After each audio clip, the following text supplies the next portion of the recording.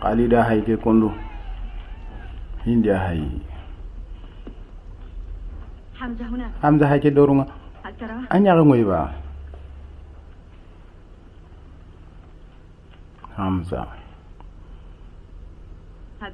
lenki nan ko tanyai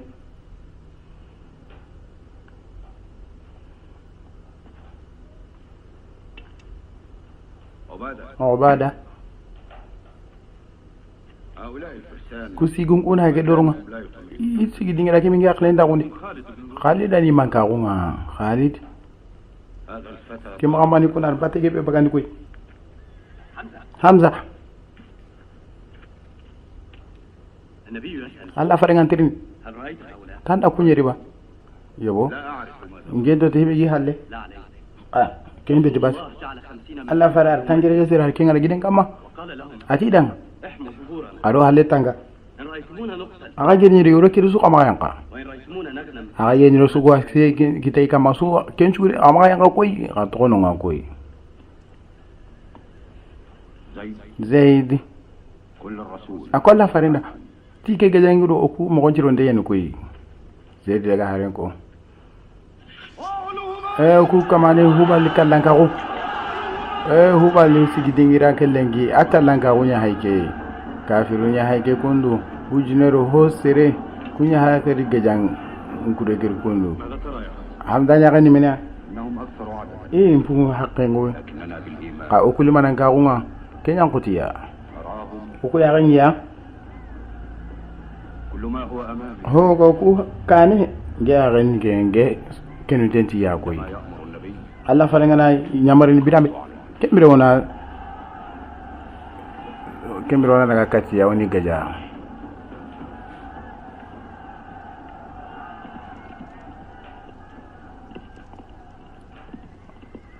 ghazwat uhud hayge kunno kahiru ndo islamin do menaga kahiru nga telu jinero hoy islamin ko monyeri ay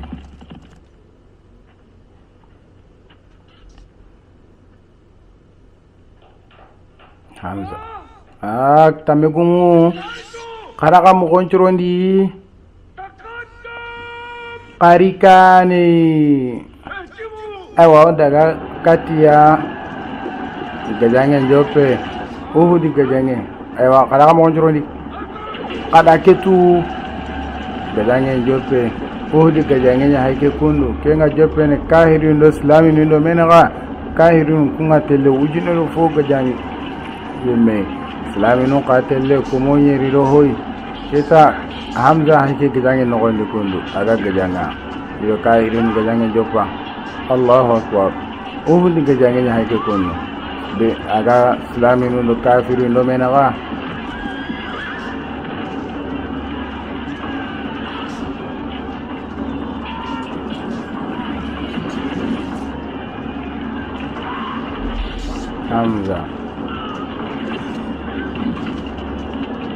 Hamza haje kala binni gume ko kundu Hamza haje kundu daga jangen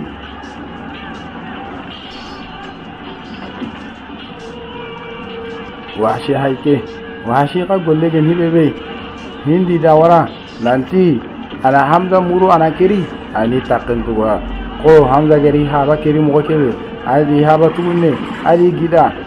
Hamza haje kun al washi warana Hamza muru ana kiri kembere gute namure Hamza khwari ndi washi haje kundu washi ga Hamza muru jama kedi washi haje kundu Hamza haje kala bini gumege Hamza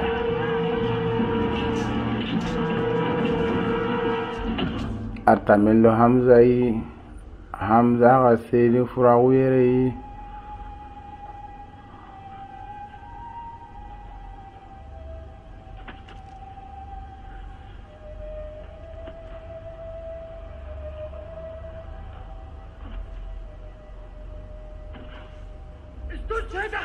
Hamza seri furagu o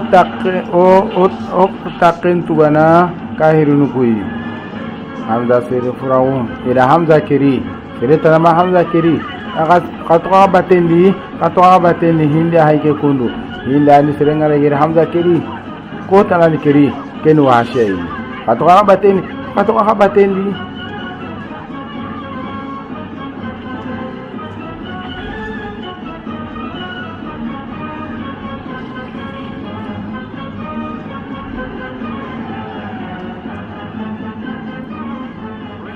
Silamu ngai tinyangka ayangka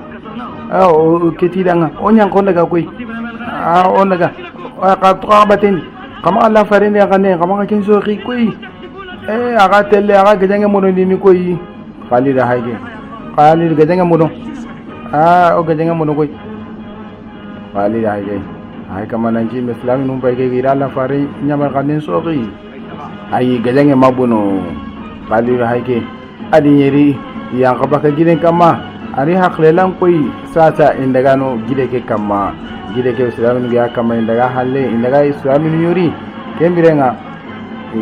ide haklela ke utu islam no bai ke jungarunga gajange islam ndi hanga kita ige nyeri nanti hanga kita yang kabaka giden kama Allah fare nyamar kanne na sogri hamza haike ko namage mutia hamza ri jama kulli na islam ni yuri na gajange kite na kenyila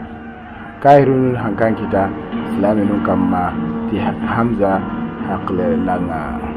hamza iri dia haike kundurini ari jama islami nun diyori gajan kite nyare aile oni gaja garikatia karibogo gajan pagi ko ni gajan kite nyare nyille amanya chotanai aiti anyati hamza hakle langa berin islami nun ila Allah farin dia kan ke suwe koi atira nga kamakayang ka mo suka dia kamakayang ka koi aga jadi ro ga senyi danga aga makayang ka hara ka jadi dia ka di giro kerisu kamakayang ka koi islami ma ke digang kan ko ni maka ketina kellaga na buguti ya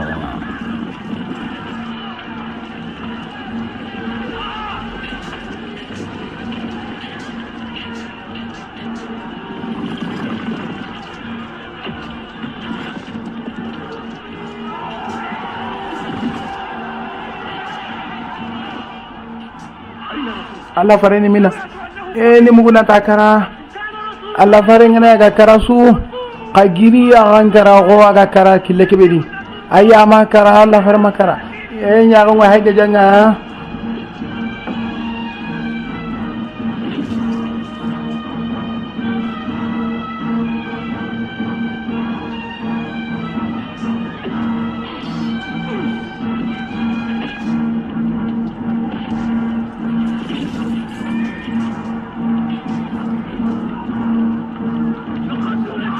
Allah farin jogi kasage Allah farin jogi incage Allah ka jigi dimbangi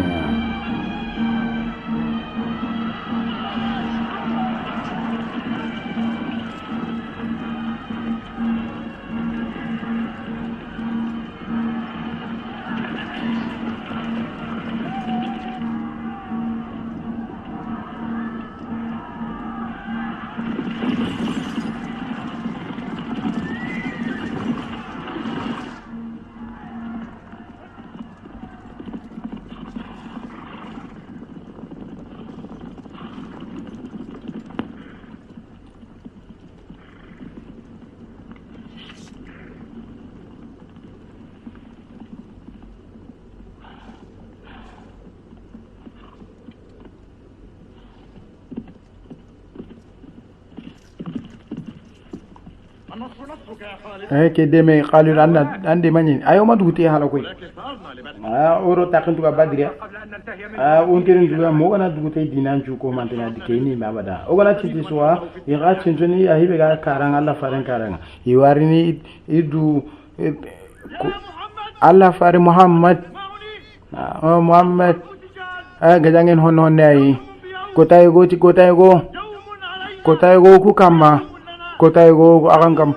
kotay go ni demeng kotay go ni nimisi oseng ku kama ko bare huban Allah fare ngatini Allah ko ren ya kallan kay ku kala no hibe kara ku ngar jannadi ko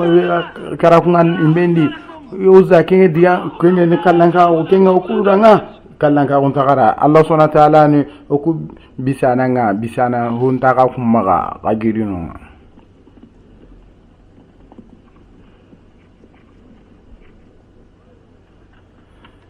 gajange nyeme uhdi gajange nyeme kahirun islaminu no menaga hindi aketina hamza kiri ti ihaqlelanga agir wahshi worai idi tamello hamza na nya sedin furenga a haike kono hindi wahshi hindi hamza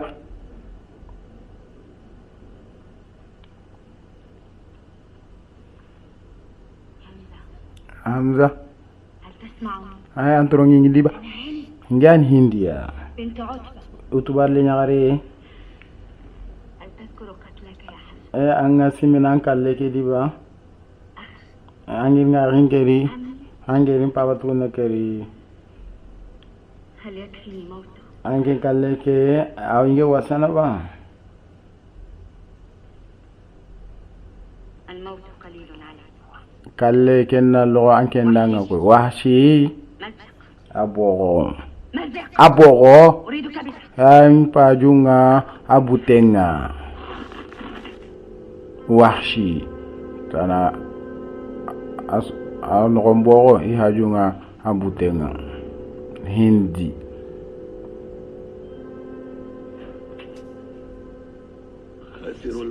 ay gajange mbono yima ay ida tamungara iri bonenga kudang iya hinni ay yulin tawon hibe di kitabu ya'taqiduna anna Allah yamtahin ay kuma ta'ala subhanahu wa ta'ala di jarabiya ay ka ya kallenya na Allah subhanahu wa ta'ala kilenda iga kin go iga kun mo kebe makani akhla langa bon ay yar makara go kamenga har sanunga na yanka ay makani idango koy makani akhla langa koy ber wa nyakan makai ber ngadi ya hijin kati makai kamo nani gajanyo kenti maga gajanyo kenti maga wa Abu Sufyan yarin keti danga koy ni gajani daga ay kundanga ili mananka oke kenyi tangana ka inga kenan ngam pakle lagi koy ami wodi Abu Sufyan rakitini danga koy salaminu hake am Hudaybiya iri nalli makan wonti yarini imurande beri kaymeri gajan kamari ido gajanyo kemeri iri nanti yarini umuranya de beri igati ni kenchi ne da am Hudaybiya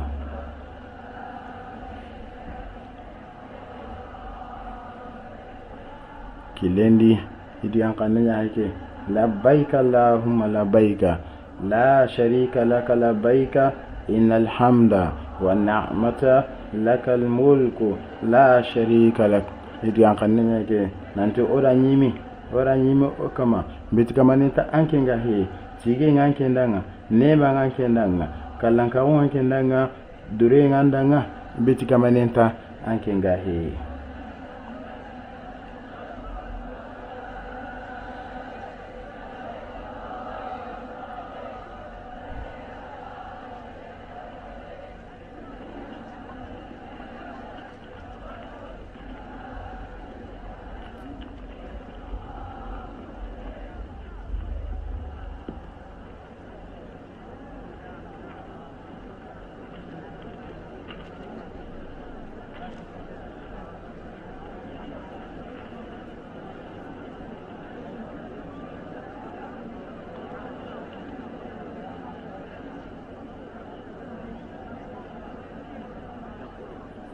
Allah faringatini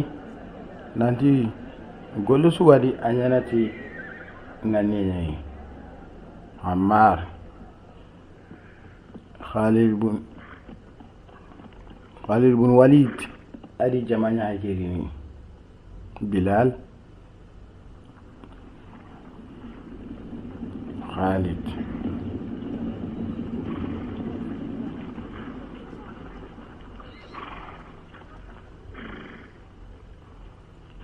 زيد بن حارث.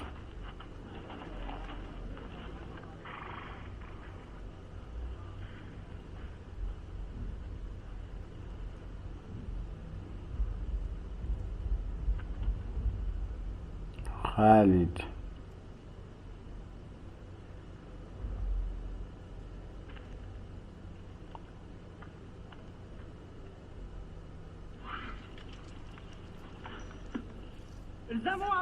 Atwa ka dingiranga aski dingiranga imma ka bugo na ka sigi dingiranga ai na gara muruna koi ka sigi ka sigi dingiranga ka mabu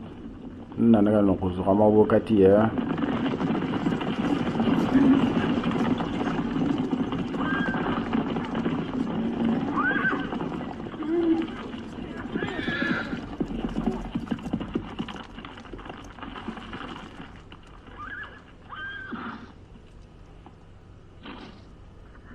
بلال حمزة بلال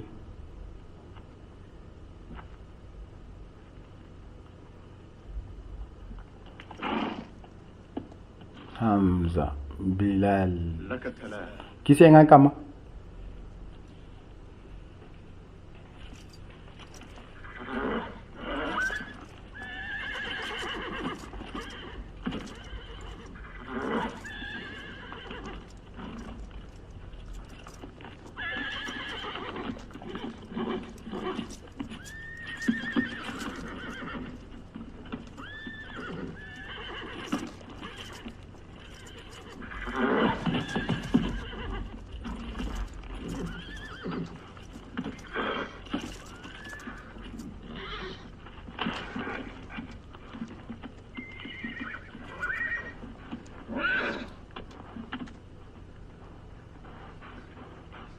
خالد بلال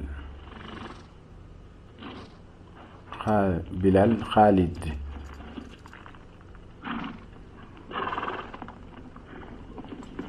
di daga kanu ya haike di daga yesu da min lamu mo su kan mai market na ko kite ya salamu min ci ma ho de be di daga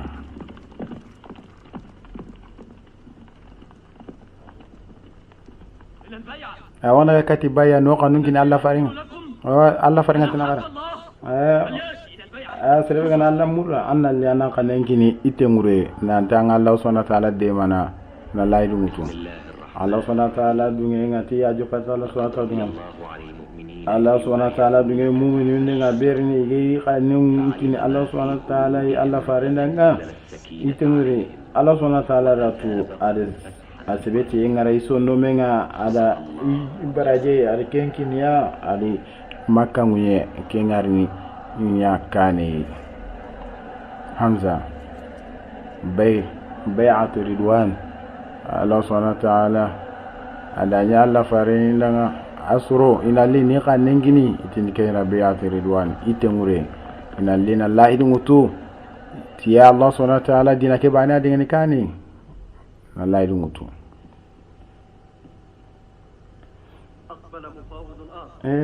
سيفانا يقولنا لي يا مولا أونج مكين سهيل بن عامر المولا أونج مقني يجي سهيل يجي مقني لا يدومتو محمد عرضت عليك شروط من قبل رسالة كنا أنا نسمعك كان وافقت عليها أنا ندوي كنا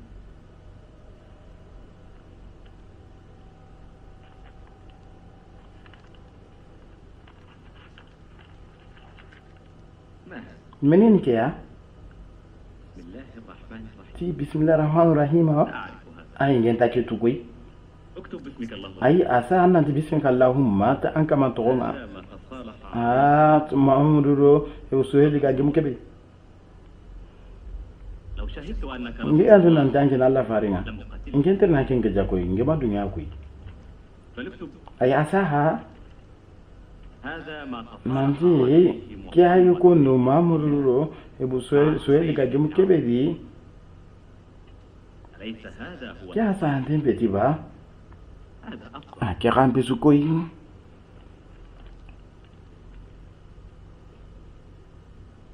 يرجع muhammadu yisro iwasa gene kati makka ikeri sine nga kati kanunga makka no ku kanunga koy kella sinarietan na ko abaka na mbugu makai aga to ko makai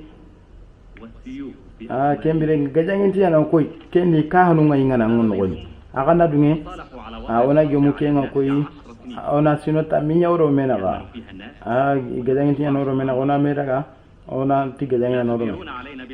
o kunti angana ka kamati uronga naga gajaga kanti angana kamati uronga yebo kana jinga serebe nga tangaru mamur dinana annalo serebe ka kana dunge tangaru no quraish billahi dundi ken nganda nga ko ken pora ko nganda nga o ga ibe to ibe ngana barake mandi serutor o kusuro ndi koy ama ando soro intoro kembere nga gimkan ngeni bebe aswa bonno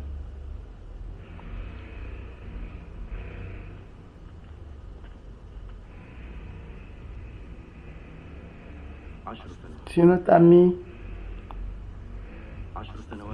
sino tammi kem pa jo gebe ko ha junga ka khati koy warni golli nya ke sino tammi no gonni na golli zede hake hariti alla fare fare nga na letran kinya tindaga kini dunai mankonga letra kinya ini khirikati islama nga aga gira alla fare araga ken alla farin leteranu yai akati dunai mankonga nanti lo islama gondi ho akati hirakli mang rumu mange ho akati khisra fursi mange ho akati muqawqas misra mange qaragati allah subhanahu wa ta'ala birika ngana kini allah goreni leteragumu haike daga allah farin leterancha nakinya tindaga kini dunai jamane nyi mankonga ni khirikati islama unga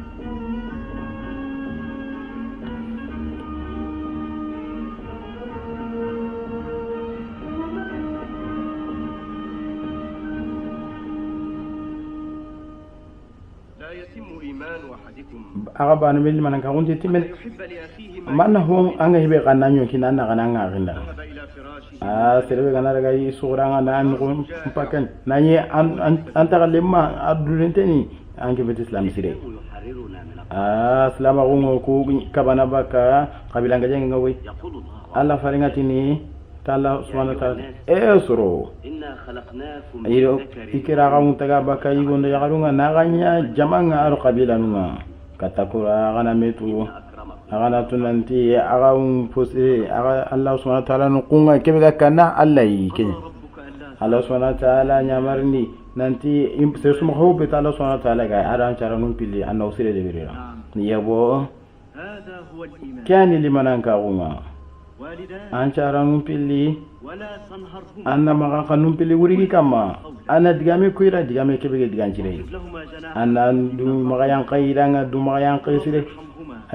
hinenga annanti danga allah subhanahu wa ta'ala nan pinniya ko ya hinange chuwa anke bucindenga allah subhanahu wa ta'ala ti ati haramare mu to ngulli baka on kuma serebe kana kande awa an kanda nyime adanga koyi serebe kana sanku awa an chanka nyime adanga koyi ati serebe kana nga duna teke amulla ina hokina nga geli duna teke di awa serebe kana lagara kota so teke amulla ina ke hokina nga baka kendi into hokina nga lagara kota ati gadi allah subhanahu wa ta'ala taharamarin kubarun yilla koyi ma hibe ga gawni me yonkinu ndaga na kinjila al halamiri ina yille qari qadi dunte yilla kati honga igere dunte gawo kina ga gana illa na kini kamanuma alla farenti kisone maga kama bana be suga de agali ndaga na nyane ge waga tirni baka honga yirkebe kina ga yi imanke ge waken ka tirni ni anniga anaga ni honu ga kebe ge gali he sirebana kai watirni ni al korenga awake yentirni baka honga yerkebe gali ya garen qawatirni baki kombenga akina kombenga akenya tirindi honga baka kenga yerkebe gali he kendi golinga na su agadi tirindi nana nganga golin kebe danga awa yantirni baka honga angir kebe ngana gani bana be suga da kadi wa tirndin honga igere aga qalihe kenga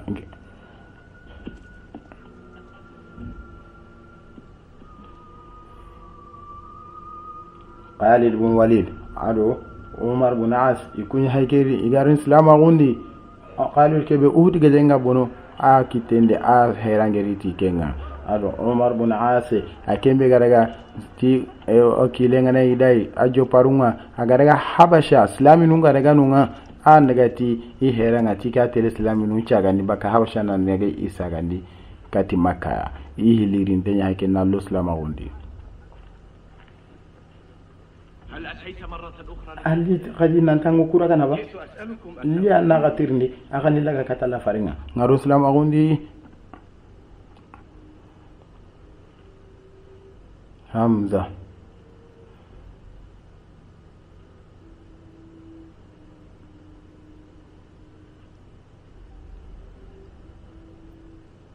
أشهد أن لا إله ngasire nanti bet kamanen talaga he أشهد أن محمد ngasire nanti Muhammad Allah khifari yayi فليغفر لي الله yala Allah subhanahu wa ta'ala yang bangi manget ke be birba لا عليك يا خالد ay qalil hon tanki kama islama ko nga ho islama ko yam ho yam pana angaro islama ko ni لقد أنعم الله عليك Allah subhanahu wa ta'ala ne manki nanke ngako ولكني أرى هذا الحصر ngi ya ngo ikon ni ketere kaso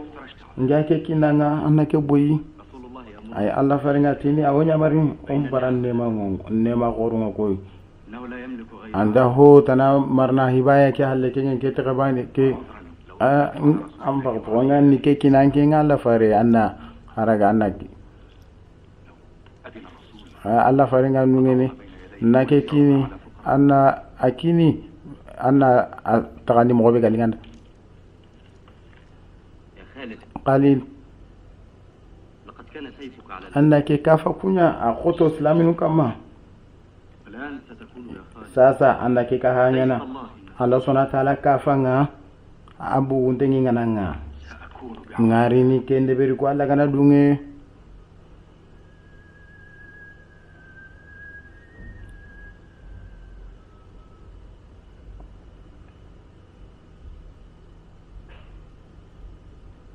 Islami no nya ke gupe ngure شيء يسير ho suga jawa se terena Allah subhanahu wa ta'ala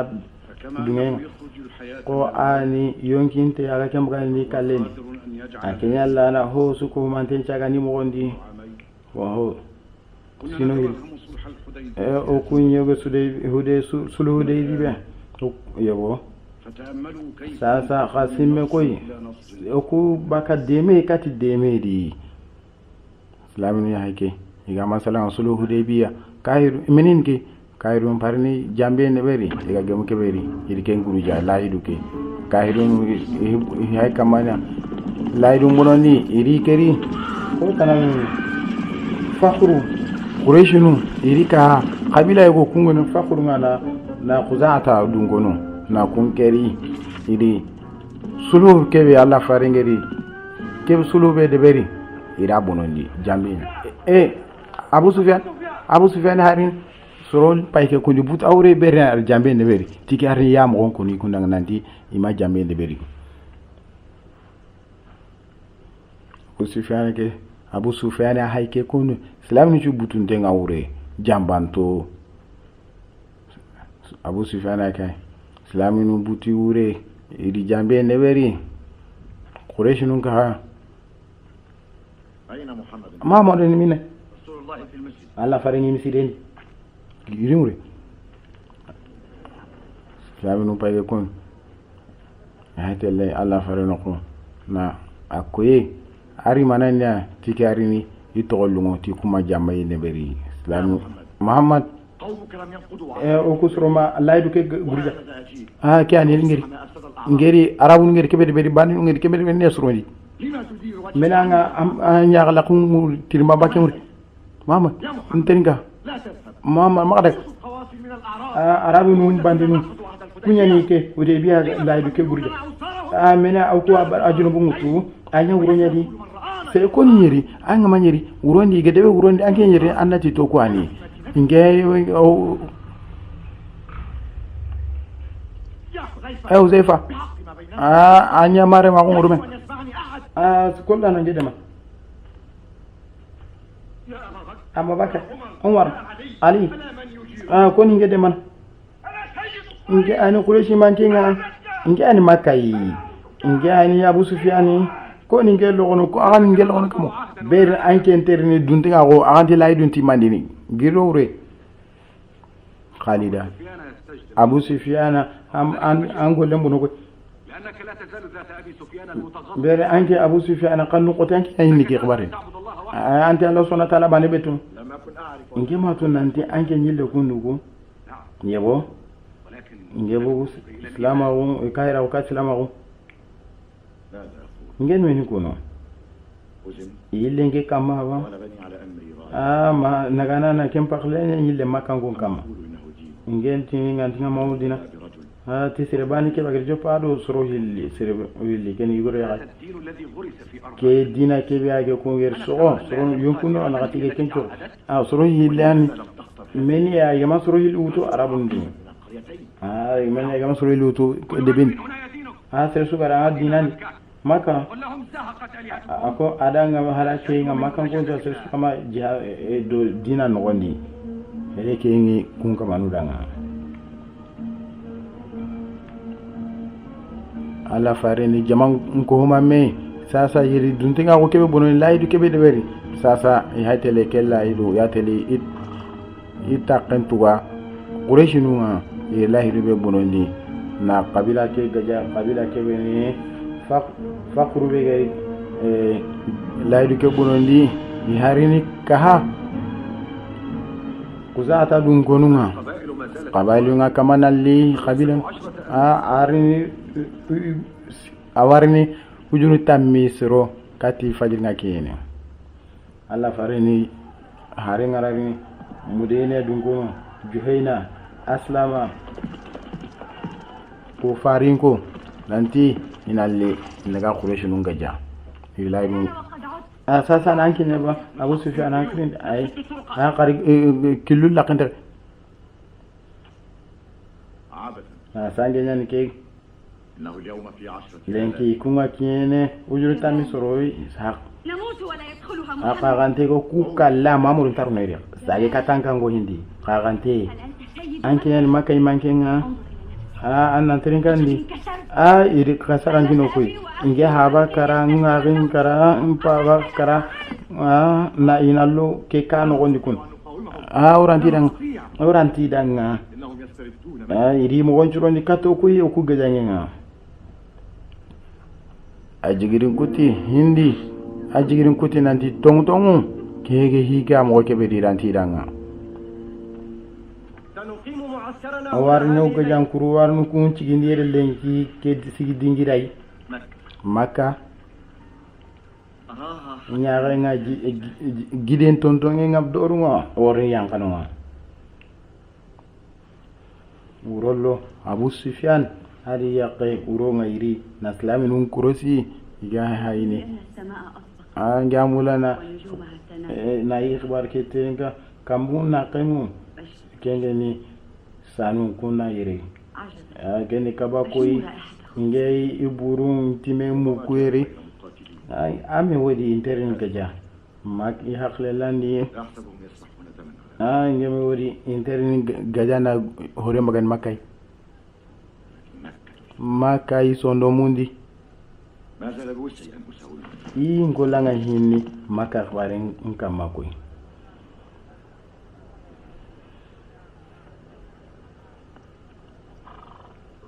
islamin ya haike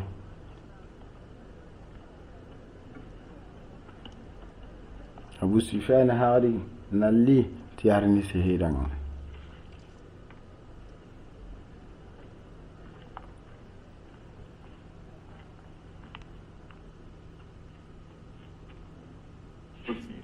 nge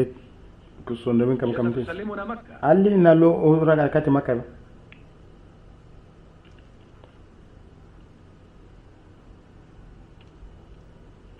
لن تشركني في خبزك aganto ku kapa amburundi ba kenge na ka kunku make ayi nge wotu ربما لأنكم تريدون قتل bere anken mura no ku kira ba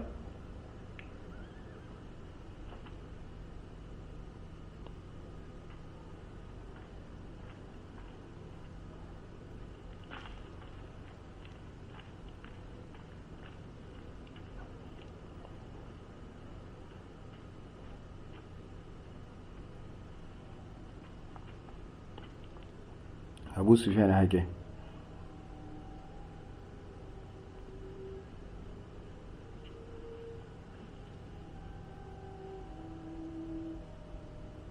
قل ما جئت من أجل ako angiriti hibe be an baklela hibe ga nogonde ako نيران ثيابكم nda ga gupen nda ayimbe ndi kenyeri nda hankanyeri angira hankabiri التي أودعت angira hankabiro anchuro ndi kenyeri والآن وقد sasa nge dungan sertin kam تضع شروطها أبا سفيان asa ange bini sertin ko barenya Abu Sufyan متى يخشع قلبك لما kam نزل bakatina anke nchondo me ngarin keno Allah ko barenya لا يزال بعض الشك يراود sikai wa hinni ngedi koy nchondo mendi o gana anyun ko lambegeri sika ngabake لا إكراه ay kundum pe karabanja dine ndi قد يحتاج إنسان ami hon harmara min pajunga sina gebe katil mananga gomar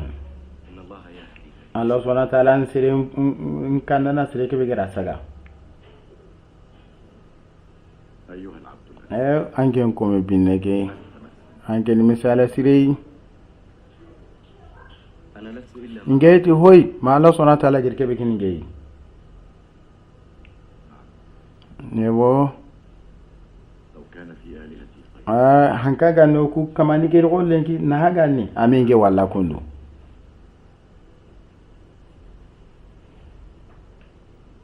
إني لا أعلن صادقا nge warni akoni nanti ngare islama gondi tongunga nani mabonondi أشهد أن لا إله ngasere nanti beti kamanin talaga he وأنك يا محمد ngasere nanti anke muhammadin Allah khifare Abu Sufyan islama gondi والآن دعوني wasasan to ono ngana daga katin choronga karo aka kompondi islami nun kurungarni yarro makaiti afola kunci kikoy karo aka kompondi islami nun kuru yarro makaiti afola kunci kiya iri jamangari mo kebe i hayrono karo aka kompondi fatul makka nya hayke kunu sino segi halle Allah subhanahu wa ta'ala di dema nya islami nunanga irin tanya hayke iro li khanne ke alli nanti Allahu akbar Allah qoreni bit kamani ta'ala ga he tige nga Allah subhanahu wa ta'ala da sone nga Allah subhanahu wa ta'ala da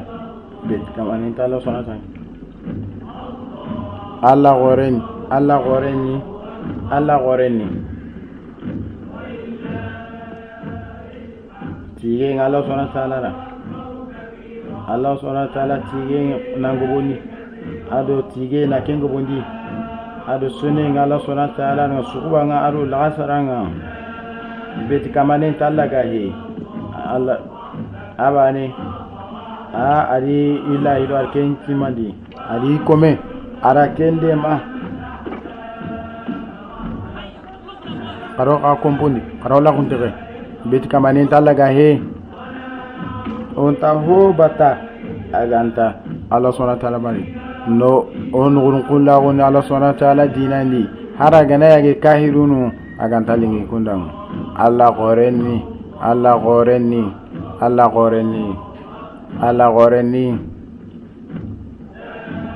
beti kamanenta aganta Allah subhanahu wa ta'ala yi Allah qoreni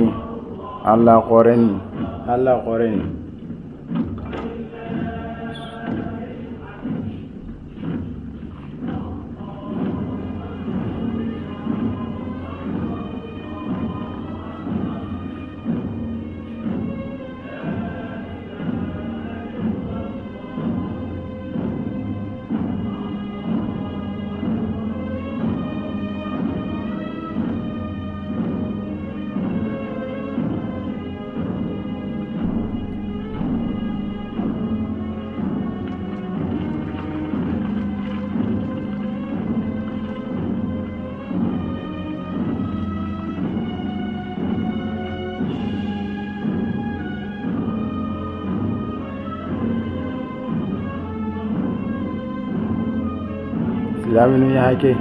iro makka no wandi nani gajange hohoma de beri Allahu akbar fatuhul makka kenya hake kondo Allahu akbar. Silami nuku iga urubaka maka nogondi logoman tagundanga iga buga alla faringa buga rabakarli lenki hage kunu ire jamalli jama kebe sere gantidanga alla jama hankabe gidi Allah subhanahu wa ta'ala bana ke hankaridi imanya tuho nanti islama ko ke bane mushrika ko ke na kengaja na ke mbagani maka nogondi iri mana bai jayi nali maka sunani baka mununga munu kebe gal kaba nogondi munu kumunu agatele ko mosikir ho munu nali kun sunani na makanya debe kebe ho onta betini Allah subhanahu wa ta'ala bane ga kengene at-tauhid na shirka ho na ke mbagan maka nogondi Bilal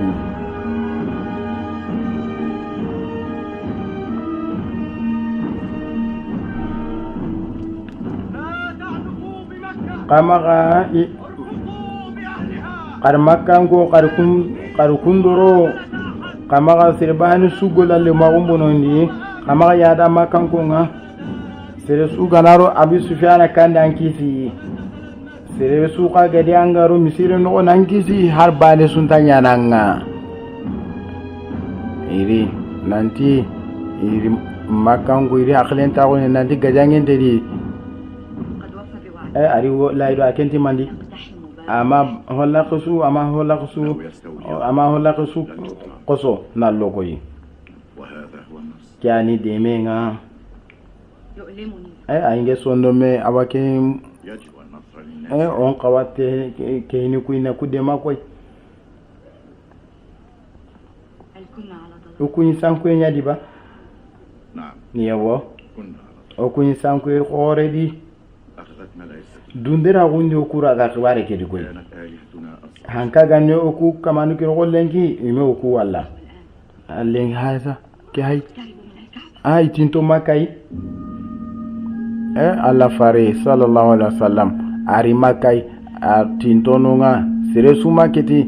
sike aro makana menawa ke hay alla fare ya do konya hay ke kunu a hay ke nyogon kulle ke be kama kundu a nyogo menya ke gatin kera qasua hay ka telongo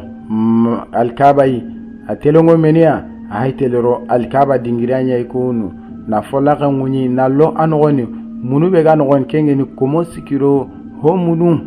na likulaga na subagandi na makka kengeni alkaba ke na sononi aro ga alkaba tetenga ni sononi baka shirka unga ni sononi baka hilla kapenga ni sononi baka shirka unga intelongo Allah subhanahu wa ta'ala bani ina tauhid ke bani araga ina kellaga na kengolli o Allah subhanahu wa ta'ala geri kayfar kusuku mandageri khayti kebe kengeni tauhid ke ya harim munu ya bagandi ke kono ni sukara walla kanya halkaba folla kanya ke kono igangu ni Allah farendanga ake ko ta kun ke ganyana kahiru gorku kara ko abu jahal utbata bun rabi'a shaybata bun rabi'a walid bun utba umayyah bun khalaf ku kahiru gorukum ngeri ku kahiru gorukum ngeri kunu ige Allah faren toro Allah subhanahu wa ta'ala rinya maka ge nguni ko ndu keni kusuko mante isukara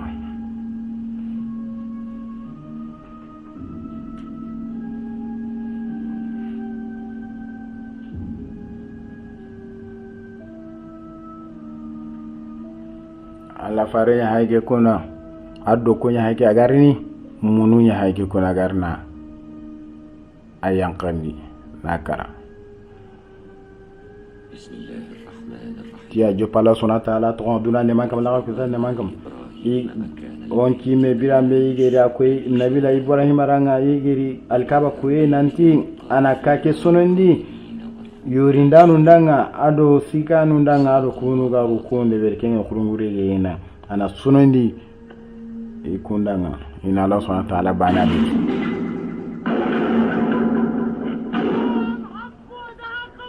tongulli garindaga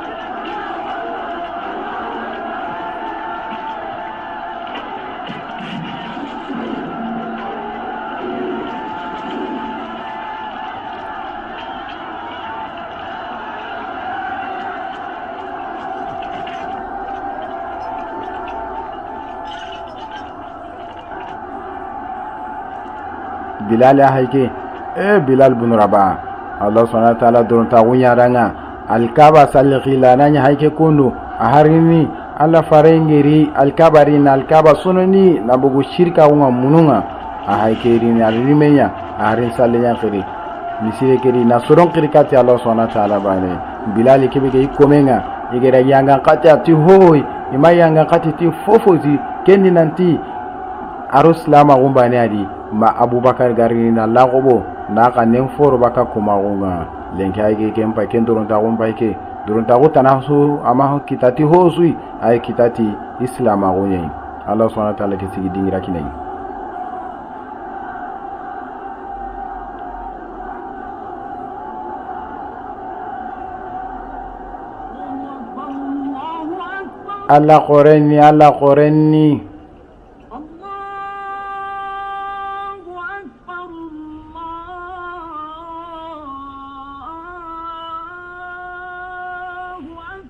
Allah qorenni Allah khorenni ashhadu an la ilaha illa Allah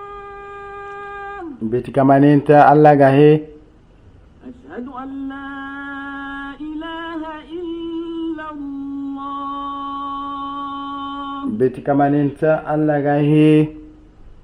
ashhadu an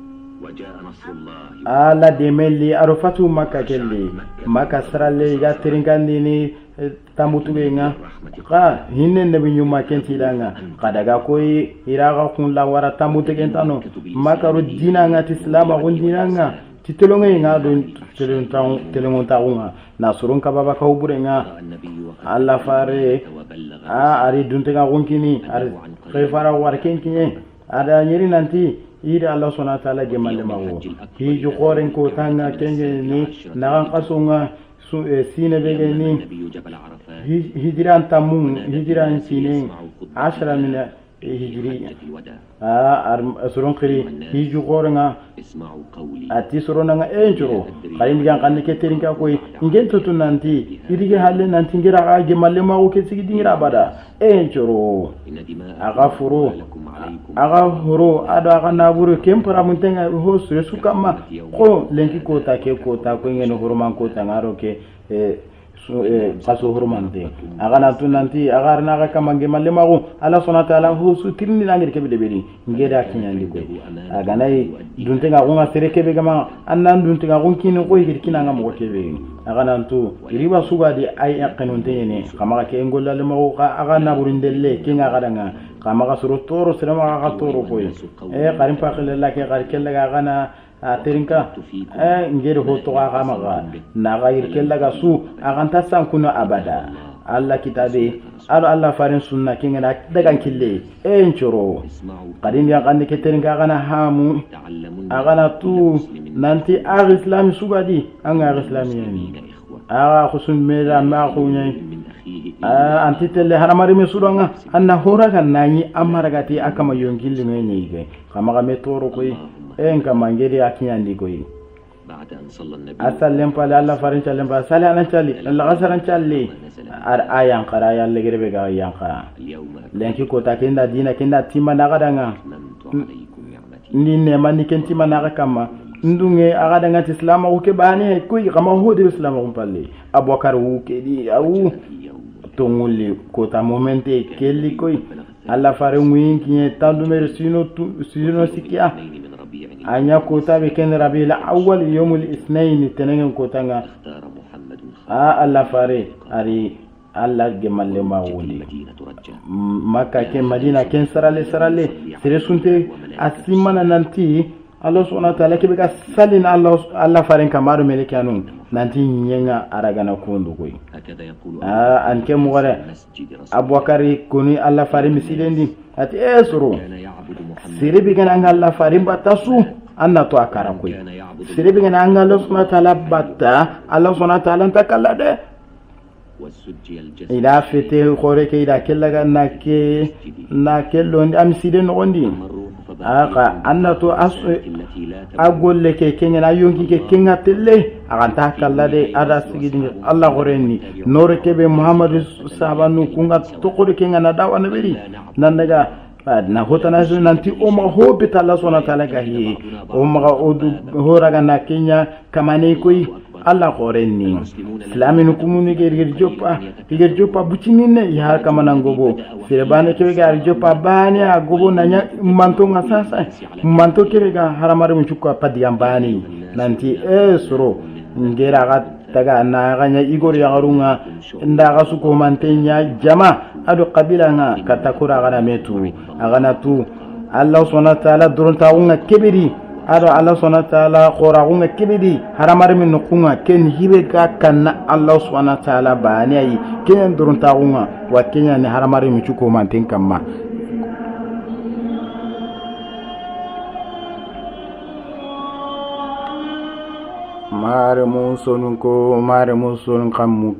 mare musonun ko aro mare muson kan kammu kanu alhamdulillahi alladhi tatimmu salihati wala subhanahu wa ta'ala tigana ke sigi dingirai akembe gero noye nyaw kuranga ogi aketina ke islami filmu re ko gadanga amarimu wala subhanahu wa ta'ala wa Allah subhanahu wa ta'ala tigana ken kamma wa sere sukat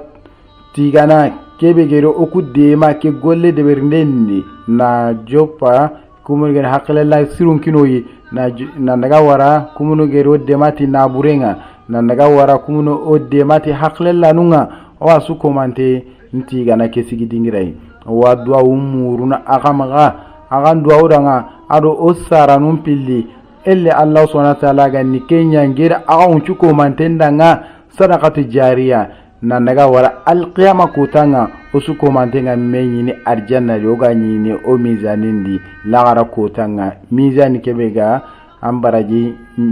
sirimija aga ken qotandini illa Allah subhanahu wa ta'ala ga nikini nger aga unchu ko mantendanga sire sugere hay ar sire sugere na hakite hibe geni nokununga ga matelongo ora muraga maga qartelongo no kuna garalle moy o ko ti garamoni o wake sikire watini assalamu alaikum wa rahmatullahi wa barakatuh.